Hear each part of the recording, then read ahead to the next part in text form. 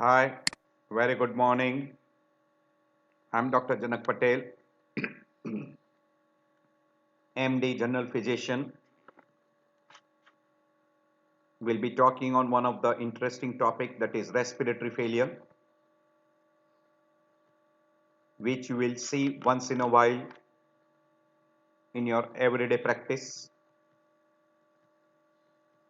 Basically, we know that there are two types of respiratory failure, but we'll be talking of other also. So, we always use the word acute respiratory failure and chronic respiratory failure. Acute respiratory failure, it is inability of the lung to meet the metabolic demand of the body. What is metabolic demand? Oxygen. So this can be from failure of tissue oxygenation and or failure of CO2 homeostasis. And it is because of lung, inability of the lung. Then we call that as a respiratory failure. And if it is rapid, then we call as an acute respiratory failure. Pulmonary system is no longer able to meet the metabolic demand. Basically, there are two common variety which we are always talking about is type 1 and type 2. Type 1 is hypoxemic respiratory failure and type 2 is hypercapnic respiratory failure. Hypoxemic is because of exchange of oxygen, where PO2 is less than 60 millimeter of mercury when person is breathing at the room air, while hypercapnic is because of inability to ventilate. So there is an accumulation of carbon dioxide, and that is going to give rise to increase in PCO2. That's why it is called hypercapnic respiratory failure, where PCO2 instead of less than 45, it becomes more than 50. Then we call that as a type 2 respiratory failure. So in general, we define a respiratory failure as it is a condition in which the lung cannot fulfill the primary function of maintaining adequate gas exchange, leading to PaO2 less than 60 and PCO2 more than 50. So that is a basic definition, and depending upon the onset, we call acute and chronic. Type 1 we have already described, hypoxemic. So there is a hypoxemia without hypercapnia, where PO2 is less than 60 at room level. Classical example, pneumonia, ARDS, etc. While hypercapnic means hypoxia with hypercapnia. It is because of either respiratory center damage, that is damage to the brainstem, or disease of respiratory bellow, or even in COPD.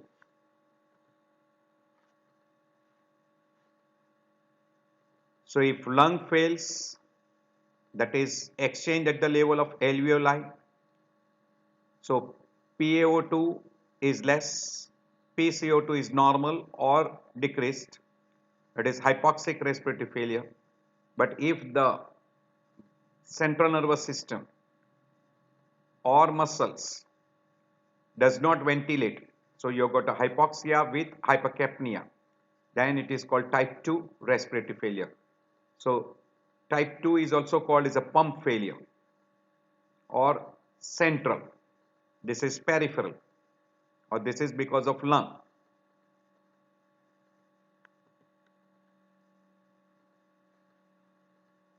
So hypoxic respiratory failure is type 1, which is because of lung failure or oxygenation failure or respiratory insufficiency. We have already told you that it is failure of lung or heart to provide adequate oxygen to meet the requirement. The criteria is PaO2 has to be less than 60, PaO2 less than 40 on any FiO2, or SaO2 less than 90. So these are the criteria. Basic cause is right to left shunt or VQ mismatch. alveolar hypoventilation, diffusion defect, or inadequate FiO2, while hypercapnic is because of pump failure or ventilatory failure. So there is an accumulation of carbon dioxide.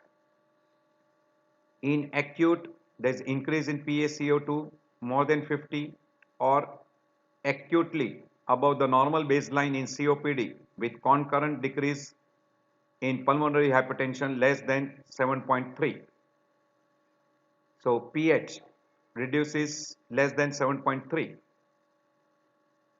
So pump failure drive mainly because of muscles CO2 production increases right to left shunt and there is an increased dead space that will result into hypercapnic respiratory failure.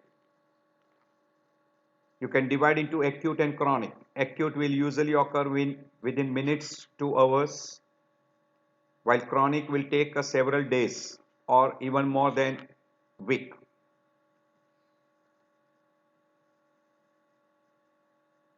Type 1 is also called as peripheral failure, lung failure or perfusion failure, while type 2 is called pump failure, ventilatory failure or ventilation failure or central. These are the three common words utilized for type 2. Type 3 is called perioperative. So following a surgery, following an anesthesia, usually there is collapse and that ends up with type 3 variety. And type 4 is associated with peripheral shock. So type 1 is hypoxic, type 2 is hypercapnic or ventilatory failure, type 3 is perioperative, where this is generally subset of type 1, but it is separately given because it is following anesthesia or following a surgery, while type 4 is secondary to cardiovascular inability. So peripheral failure, central failure, type 3 respiratory results from lung collapse or we call lung atelectasis, and it is called perioperative respiratory failure and it is usually after GA. So typically perioperative respiratory failure is called as type 3. Type 4 is hypoperfusion of respiratory muscle in a patient in a shock stage.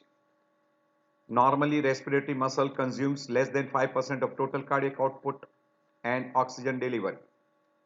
So in a shock, respiratory distress due to pulmonary edema as well as there is a lactic acidosis and anemia.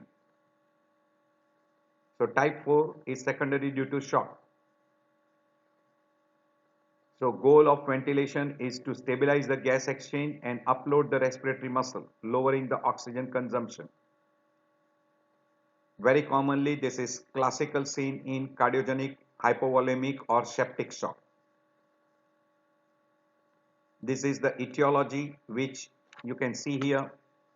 When you get respiratory failure due to damage to medulla, either because of infection or because of bleeding, trauma, syringomyelia or secondary due to drugs, this will be central failure or we will call that as a pump failure. If there is any disease which produces damage to spinal cord, either transection, poliomyelitis, acute transverse myelitis, etc., or because of peripheral nerves, we call Guillain-Barré, classical example, or say even we can call as botulism. So in this condition you get central failure, and if there is any disease like myasthenia gravis, myotonic dystrophy or paralysis of diaphragm, etc., it will give rise to what we call as a type 2 failure. If there is a thoracic cage damage, kyphoscoliosis, obesity, flail chest, etc., or there is an airway obstruction, this condition will also result into what we call as type 2 variety of failure. So that will give rise to more of type 2 failure. Type 1 failure will be because of lung and secondary due to heart.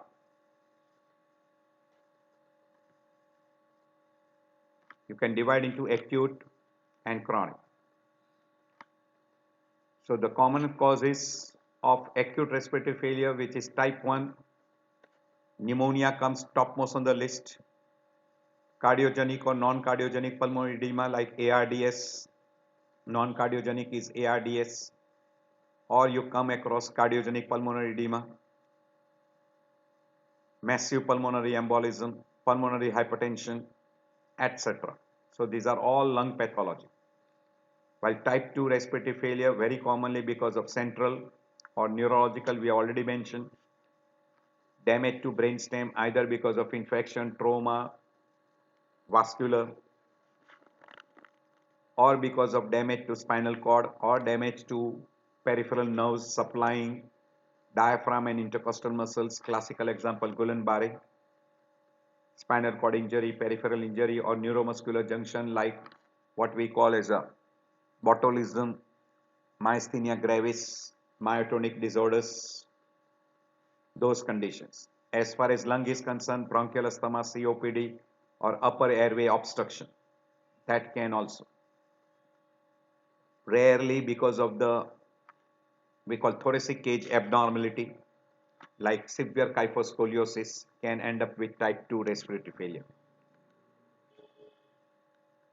So acute type 1, we already mentioned, cardiogenic, non-cardiogenic pulmonary edema and pneumonia, these three comes topmost on the list. Then comes thromboembolic phenomena.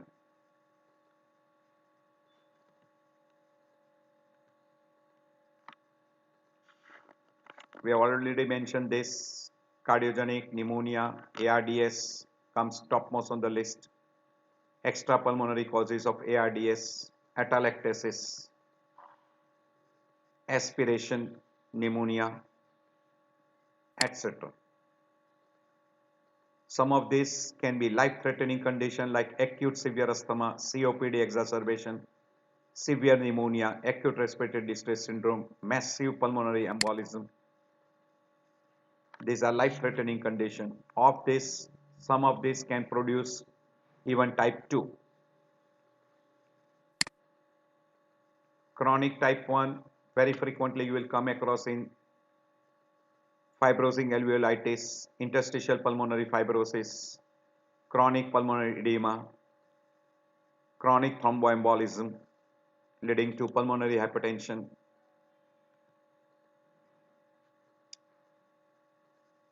We'll skip this. This will be giving rise to different varieties, increase in alveolar gradient, normal alveolar gradient, you can divide into that.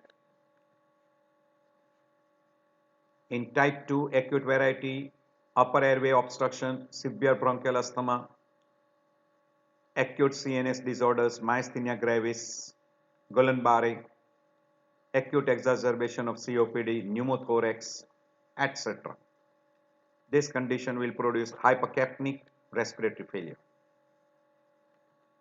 While in a chronic type 2, classical example COPD, chronic bronchitis, severe kyphoscoliosis, Pickwickian syndrome, chronic neuromuscular disorders like myasthenia gravis, and progressive respiratory disease. These are all divided according to where there is a damage. This is central nervous system damage, this is spinal cord damage, this is motor nerves, this is neuromuscular junction, this is muscle involvement.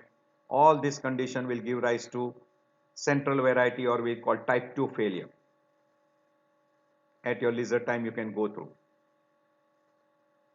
And if there is anything which produces damage to the alveoli, that will also can end up with type 2 failure, that is bronchial asthma, COPD, pulmonary edema, and excessive workload finally ends up with decreased effort like chest wall disorders, scoliosis, obesity, hypoventilation syndromes, sepsis, metabolic acidosis, tense ascites, etc., upper airway obstruction.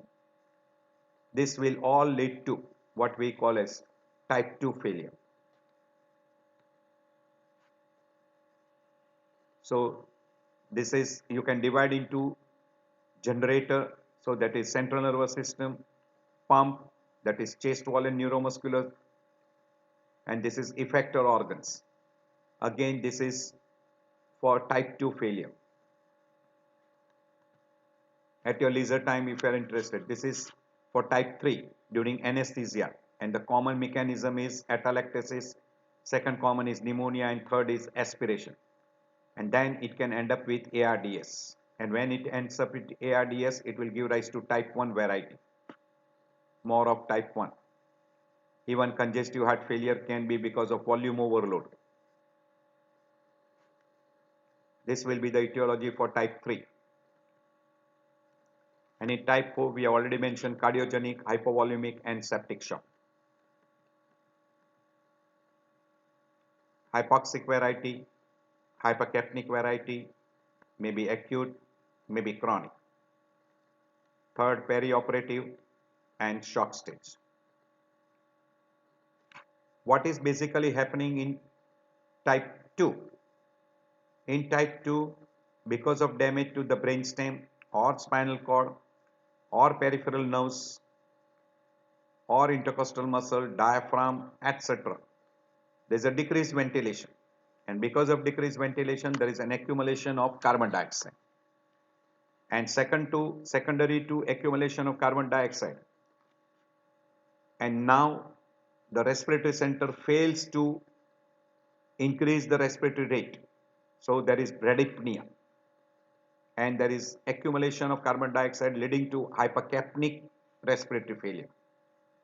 While in case of type 1, at the level of alveoli, there is poor exchange of oxygen leading to hypoxia. So this is the basic mechanism in these two varieties. Whether it is acute or chronic, if it is because of central nervous system, peripheral nerves, respiratory muscle, chest wall, or upper airway, this will lead to what we call as a type 2 variety. And if there is anything which is happening at the alveolar level, or because of pulmonary vasculature, cardiovascular system, or blood, it will lead to type 1. It will lead to hypoxic variety. We already explained this: spinal cord, nerves, muscles, upper airway obstruction, or thoracic cage. All this will lead to decreased pumping or decreased expansion of the lung. And because of decreased expansion of the lung, it will give rise to pump failure, or we call central failure, and accumulation of carbon dioxide. And if there is anything which happens at the level of alveoli, it will give rise to what we call as ventilatory failure or perfusion failure or peripheral failure. So primary oxygenation failure, we already told you that because of decreased oxygen, anaerobic metabolism, accumulation of lactic acid, metabolic acidosis. And because of severe hypoxia, now there will be refractory to oxygen. Treatment will be increase in cardiac output, increase hemoglobin. You will require vasodilator drugs. You might require diuretics. While in case of a primary ventilatory failure, which can be because of respiratory muscle fatigue or CNS damage or respiratory muscle weakness, spinal cord or peripheral nerve damage or chest wall defects, you require what we call as a ventilatory support. Here you will definitely require a ventilatory support, and this will give rise to accumulation of carbon dioxide, and that will end up with respiratory acidosis. Well, this will end up with metabolic acidosis.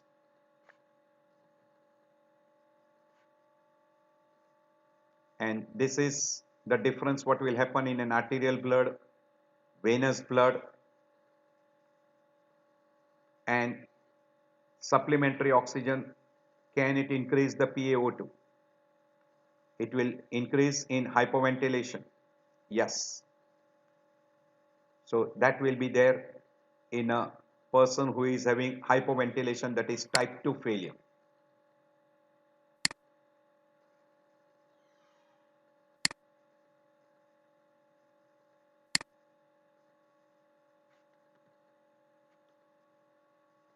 Respiratory mechanism in COPD.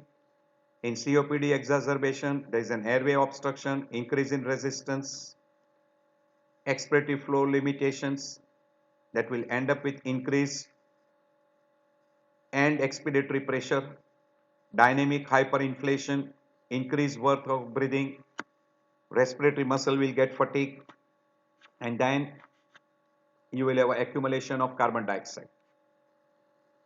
So there is increased ventilatory drive. So there is a hypoxia, hypercapnia, and secondary to hypercapnia, you will have a respiratory acidosis. And this will also worsen the expiratory flow limits, hyperinflation. And secondary to hyperinflation, mechanical disadvantage, gas exchange will reduce, neuromechanical uncoupling, and cardiovascular effects will be pulmonary hypertension, decrease right ventricular preload, and increase left ventricular afterload. There will be also tachypnea secondary to because of hypoxia and anxiety. Person is hypoxic, there's increased work, so he gets fatigued faster.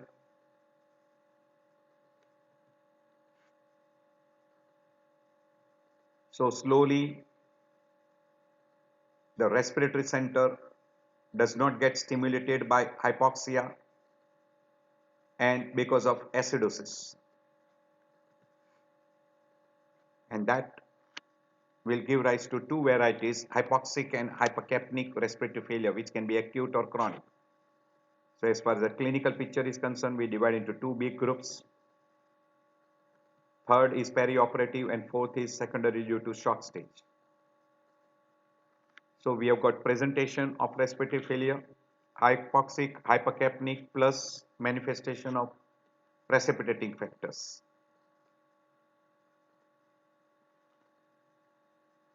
Usually there will be two varieties, acute or chronic. We know that acute will develop within minutes and hours, while chronic will take several days to weeks. In hypercapnic, PCO2 will be more than 50, and in hypoxic, PaO2 will be less than 60.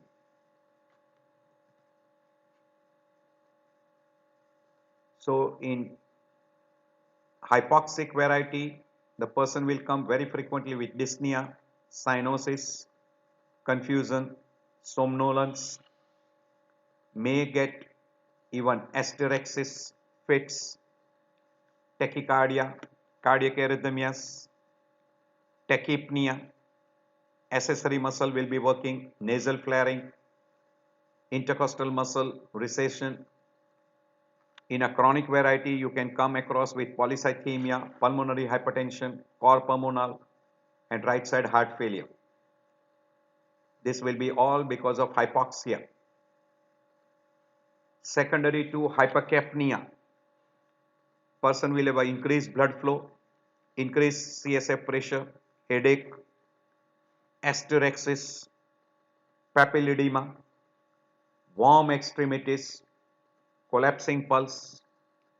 There will be respiratory acidosis plus metabolic acidosis. Metabolic acidosis will be because of hypoxia and respiratory acidosis will be because of hypercapnia. In metabolic, there will be accumulation of lactic acid, and in case of respiratory acidosis, there will be accumulation of CO2. As far as CNS effect is concerned, impaired motor function, impaired judgment, cognitive function will be deteriorating, and there will be depression of the brainstem function. In cardiovascular system, tachycardia, bradycardia, ventricular ectopic rhythms. Myocardium will be slowly depressed and person may go into a shock stage. There will be also effect on kidney, liver and pancreas. Slowly there will be organ failure because of hypoxia. In hypercarbia, CNS will show you initially anxiety, irritability, later on person will have a confusion, stupor, coma and person can die. As far as cardiovascular system is concerned, tachycardia, hypertension. In late stages, hypotension and ventricular irritability producing ventricular arrhythmias. So common symptoms, dyspnea, impaired mental function, headache. As far as signs are concerned, tachycardia, papilledema, cyanosis, tremors, or we call flaps. Lung examination will show you respiratory findings. Because of sympathetic stimulation, increase in heart rate, we call tachycardia, elevation of blood pressure, hypertension, sweating, common findings. You will get cyanosis, mainly central cyanosis.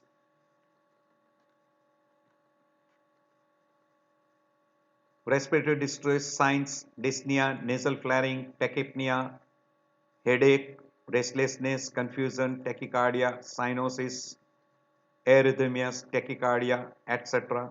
Decreased level of consciousness, alteration in respiration, breath sounds, accessory muscle of respiration will be active. Usually there will be in acute onset or gradual onset. In acute it will be in minutes and hours, while in gradual onset it will be days and weeks.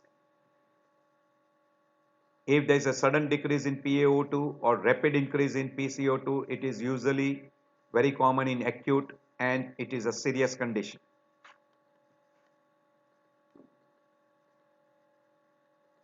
Cyanosis indicates hypoxia. It will be bluish discoloration of skin and mucous membrane. Dyspnea is secondary due to hypercapnia and hypoxia.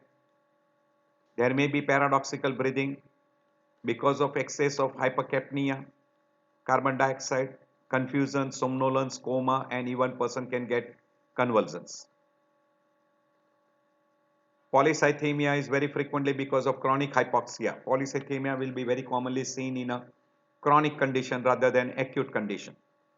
Pulmonary hypertension, cor pulmonale, right ventricular failure, all this will be seen more commonly in a chronic condition rather than acute. Tachycardia, hypertension or person going into hypotension will be very frequently seen in an acute.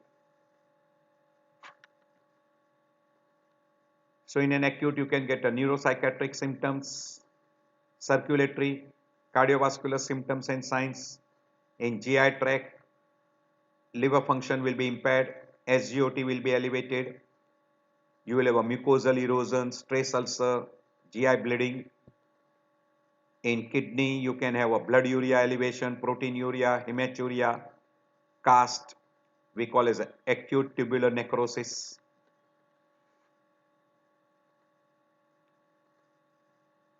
You can see what we call as a respiratory distress signs. There is one sign called as a tripod position. Person can have dyspnea, pursed lip, retraction of intercostal spaces. Secondary to hypoxia, metabolic acidosis, decrease in cardiac output, impaired renal function. We already mentioned all this previously. In case of asthma, you can have an increase in hypersensitivity, more common in males. Onset is before the age of 12. There is an intercostal retraction. Secondary to hypoxia, tachycardia, increased restlessness, tachypnea, cough, mucus. shortness of breath, expiratory wheeze, increase in carbon dioxide retention, prolonged expiration, and person can have life-threatening status asthmaticus. This is in chronic bronchitis. They are usually described as a blue bloaters. They are cyanotic, increased sputum production, hypoxia, hypercapnia, secondary to hypercapnia, acidosis. Very frequently they go into cor pulmonale. They've got edema, increase in respiratory rate, tachypnea, exertional dyspnea. Very frequently it is secondary due to smoking. There will be clubbing, cardiomegaly, accessory muscle of respiration working, cor pulmonale will be a very common finding in these groups. While in emphysema it is a pink puffer, increased CO2 retention, no cyanosis, pulse slipping, dyspnea, ineffective cough, hyperresonance on chest percussion, orthopnea, barrel-shaped chest, prolonged expiratory time, anxious, accessory muscle of respiration working, and it can end up with cor pulmonale. This is COPD.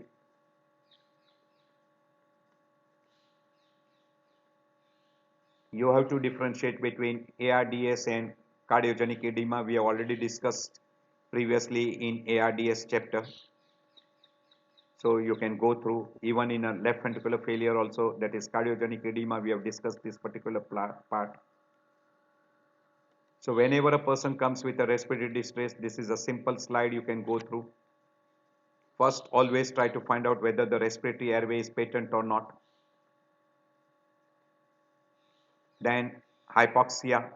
If person is hypoxic, what is the PCO2? If there is no hypoxia, rule out other conditions like this, what we call is a shock stage, acidosis, pulmonary embolism, anxiety, partial obstruction, pulmonary edema, bronchospasm, etc. You have to answer this. If it is yes, look for PCO2. If PCO2 is high, then increase in this, look for fatigue, hypoxia, acute or chronic respiratory failure. And if PCO2 is low, then hypoxic respiratory failure like pneumonia, ARDS, aspiration pneumonia, pulmonary edema, pneumothorax, those groups. And patient breathing hard, it is very commonly because of asthma, COPD or pulmonary embolism. And primary hypoventilation, if there is no breathing effort, then look for CNS, neuromuscular junction, toxins, peripheral nerves like Guillain-Barré, etc. So main investigation will be history and clinical examination of respiratory system, cardiovascular and CNS. You will go for ABG to find out the pH, PaO2 and PCO2, bicarbonates, etc. Chest X-ray to find out the lung and bony cage. CBC, sputum, blood culture, electrolytes, ECG may be showing you cardiac arrhythmias, particularly in hypoxic variety. Urine analysis to find out the damage to kidney secondary due to hypoxia. VQ lung scan is very rarely required. It is mainly for what we call as gas exchange problems, particularly in case of ARDS, in case of pulmonary embolism. Right heart catheter will be required to find out the severity of damage in a respiratory failure.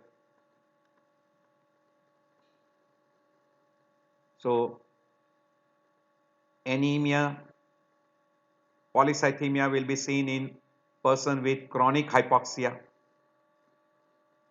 Blood urea creatinine will be elevated in hypoxic damage. Liver function test will be also abnormal, SGPC PT will be elevated in hypoxic damage. Electrolyte imbalance can be seen very frequently along with acidosis. Particularly in a metabolic acidosis, you will have a hyperkalemia. In respiratory acidosis, you will have a more of PCO2 elevated. CPK may be elevated, troponin will be elevated. TSH level should be also done.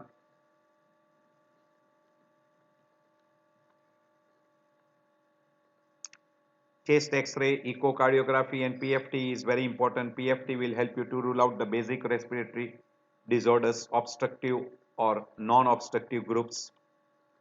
Echocardiography will tell you regarding the cardiovascular conditions and chest X-ray will tell you regarding the lung pathophysiology.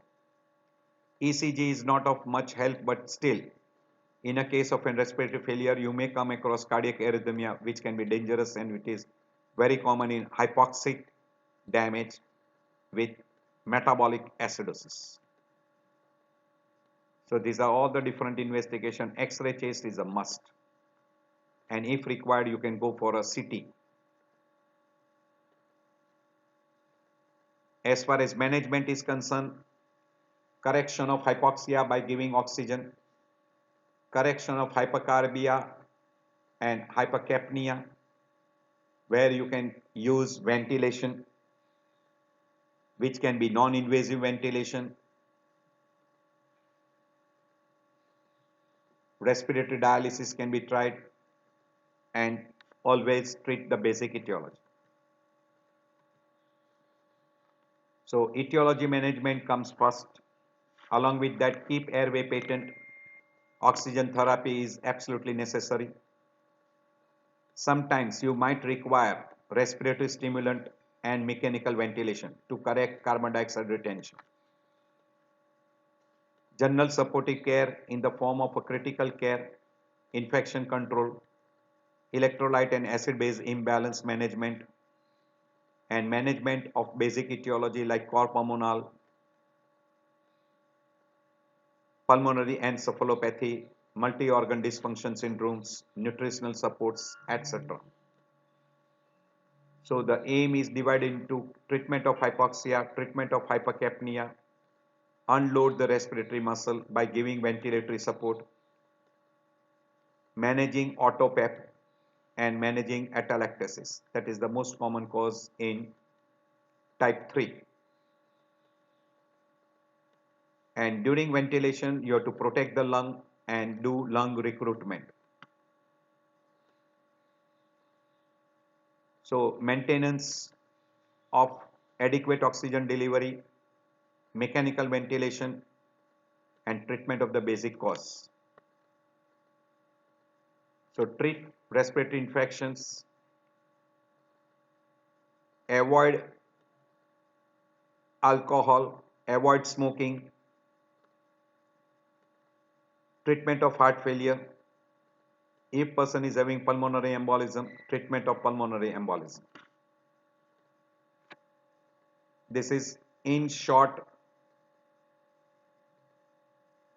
inadequate amount of oxygen available to cellular metabolism. This is assessment and this is nursing intervention.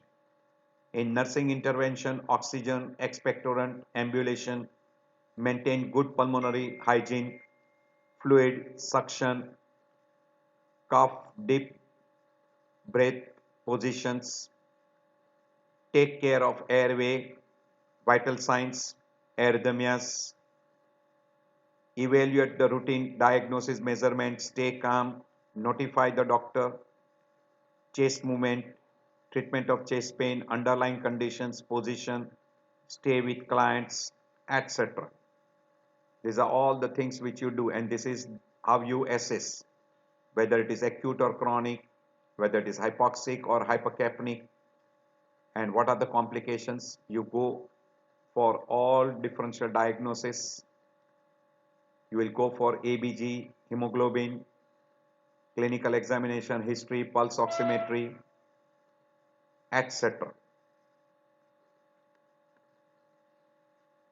And this is initial management airway patency should be maintained, oxygen, pulse oximetry, ECG monitoring, basic basic life support. Always rule out upper airway obstruction, lower airway obstruction, or it is a parenchymal disease, or it is because of central mechanism. Try to rule out that. So oxygen therapy indications, these are all the different indications. This is in chronic variety, long-term oxygen therapy. Then this is initial clinical assessment, assisted ventilation plan, and recovery. And these are the different types of ventilation, indication, contraindication, and what you do in monitoring, particularly non-invasive ventilation. This is non-invasive ventilation, which was published in 2005, algorithm for non-invasive ventilation in acute exacerbation of COPD. At your leisure time, you can go through. And lastly, lung replacement, temporary by Nova Lung or ECMO. There are semi-permanent and there are permanent, we call transplants or stem cell therapy or biolung. This is not giving good results. Transplants and biolungs are utilized. This is Nova Lung. This is biolung. So this is indirectly like hemodialysis. These are indirectly like hemodialysis, performing the function of respiratory system. This is ECMO, most commonly utilized nowadays. As far as complication is concerned, pulmonary complication, pulmonary embolism, barotrauma, secondary during ventilation, pulmonary fibrosis following ARDS, nosocomial pneumonia, in cardiovascular, hypotension, shock, cardiac arrhythmia, MI, pericarditis, in GI tract, stress ulcer, ileus, diarrhea, GI hemorrhage, in infection, nosocomial infection, pneumonia, UTI, catheter-related sepsis, aspiration pneumonias, in kidney, acute renal failure because of hypoperfusion, nephrotoxic drugs, in nutritional disorders like malnutrition, diarrhea, hypoglycemia, electrolyte imbalance, etc. These are all multiple complications which can happen during treatment and secondary due to the disease itself. So cardiac arrhythmias, pulmonary hypertension, cor pulmonale, deep vein thrombosis, pulmonary embolism, polycythemia, complication because of oxygen therapy and mechanical ventilations. These are complications secondary to mechanical ventilation, barotrauma, nosocomial pneumonia, oxygen toxicity, tracheal stenosis, etc. So I end my lecture here. I hope this will be helpful to you. Once in a while, the person who is working in ICU can be benefited.